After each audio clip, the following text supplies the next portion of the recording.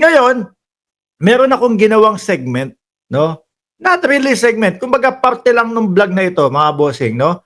Na kumbaga magbabalik tanaw tayo doon sa mga nangyari dati.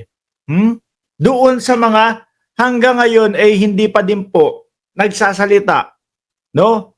Ang pamilya Duterte tungkol po doon sa kagaya nito, Trillanes Files, drug smuggling, grab complaint versus Pulong Duterte versus doon sa asawa ni Vice Presidente, mga kababayan. Ano po ba ito?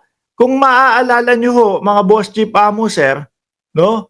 Umabot nga po sa Senado at umabot nga po no na nagkaroon ng hearing. At napatawag ulit sila Jimmy Guban, yung sila Mark Taguba. Ito ho 'yun, mga kababayan. Ngayon, ang nakikita ko kasi dito kung bakit medyo umaatras tayo at ipinapaliwanag natin yung mga nauna ng mga complaint, iniisip ko kasi baka mamaya mahalungkat itong mga ito, at least tayo updated, no? Babalikan nyo lang. Uy, ano ba yung ano na yun? Yung issue na yun at bakit nasama sa impeachment, etc., etc. Ayan po, no? Sabi dito, sa balitang ito, mga kababayan, former Senator Antonio Trillanes, no, the fourth, filed complaints. Naku, si Trillanes na naman. Sablay na sila kay Trillanes nung ayan, kay dating Pangulong Duterte. 'Di ba? At masasabi natin, mga bossing, na mas merong talagang tibay at meron talagang, ano tawag doon?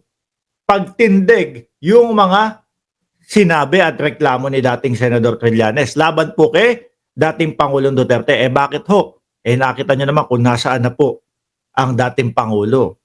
'Di ba? Pwede natin sabihin na hindi pa panalo si Trillanes dahil hindi pa naman po guilty ang dating Pangulo sa ICC, pero yung mapapunta at mapatawag at makulong sa ICC nangyari ho, mga kababayan. No? Kaya nga yung mga kaibigan nating mga DDS dyan, galit na galit. Nung una laging nagtatanong sa atin, Mark, nasaan na yung sinasabi mo na ICC? Hindi na dumating yung ICC. Nung dumating ho, mga tahimik na po sila, mga kababayan. At kung maalala nyo po, no, meron daw pong lumabas na chismax o balibalita na si dating Senador Trillanes ay nakikiusap na kila Pulong Duterte, no, na iurong na yung kaso. Lumabas yun, di ba? At ang naglabas nun yung malapit na Julalay ni Inday Sara Duterte, si Tio Moreno. Sabi ni Senator Antonio Trillanes, hindi, walang katotohanan yun, Mark. Di ba? Kaya nga walang pirma ko Ipine-present nila yun kasi daw, ayaw magbayad daw ng lawyer nila Pulong. Kumbaga, hindi na sila nababayaran nung Pulong sa mga lawyer. Ganun ho, mga kababayan. No? So ngayon, eto, yung reklamo o yung magnetic lifter, mga kababayan, eto yung storya dyan. Former Senator Antonio Trillanes IV filed complaint on Wednesday, July 31, 2024 against Davao Representative Paulo Duterte. Tsaka si lawyer, si Mans Carpio, na asawa nga po ng ating Vice Presidente, nagkaroon pa ng chismis yung dalawa na yan, kaya siya daw hindi na okay. Doon naman sa issue na yun, labas na po tayo doon, no? Hindi na natin pag-uusapan. Hindi na tayo dapat umabot doon. Former Custom Commissioner Nicanor Paeldon and 7 other over their alleged involvement in smuggling of 6.4 billion worth of methamphetamine, no? Recovered in Valenzuela City 2017. Alam ko, ugnay ito at karuktong ito ng magnetic lifter. Trillanes filed complaints against 10 individuals including Carpio and Duterte, the husband and brother, magbayaw, respectively of Vice President Sara Duterte Paeldon, former President Advisor Indigenous People Concerned Allen Capuyan, Davao City Small Abellera Business Man Charlie Tan, and 4 other of their alleged violation of Section 4 concerning Section Republic Act, also known as Comprehensive Dangerous Drug Act 2002 as amended, blah, blah, blah. They were also charged the allegation violation of 3019, otherwise known as Anti-Graft Corruption and Practices, mga kababayan. Ngayon, ang pinagtataka ko lang naman hanggang ngayon hindi pa sila sumasagot. Hanggang ngayon, hindi nila i-debunk to.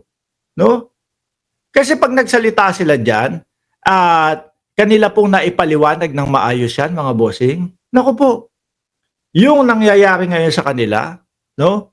Baka mamaya bumaliktad po, no? Maisip, kaya naman pala ganun no? Ibinibintang lang talaga. Kailangan lang talaga nilang magpaliwanag dito. Kaso, lagi ko pong sinasabi, ang nagiging dahilan o ang nagiging yung pagsolba nila o pagresolba nila doon sa mga ganito, pagtahimik po. Yung pagtahimik na, hayaan mo na, lilipas din yan. Di ba? Hayaan mo na. Sa susunod, wala na yan. Hindi na mapag-uusapan yan. Idagdag pa natin dito.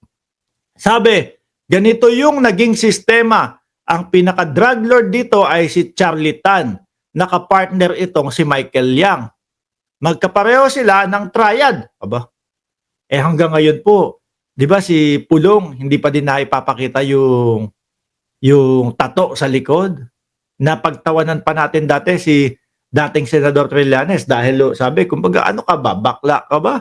Gustong-gusto mo makita yung tato. Tumawa lang tayo nun. Pero ngayon, nare-realize natin, napakasimple lang palang ipakita yung tato para mapahiya si dating Senador Trillanes pero hindi pa ginawa ni Pulong. No, dahil daw yung tattoo na yon, mga bossing, ay senyales na kabilang si Pulong Duterte sa triad, mga kababayan, no? Magkapareho sila ng triad, tapos ang naging protector ay sila Pulong at Mans Carpio, kumbaga pagpasok sa Pilipinas. Grabe ano? Tapos ang mga naging ang mga naging facilitator naman ito na naipasok ito at naipuslit palabas ng kustodiya ay si Paeldon at iba na na-mention doon sa kaso. Kung ako sa kanila, isa-isa nilang sagutin ito.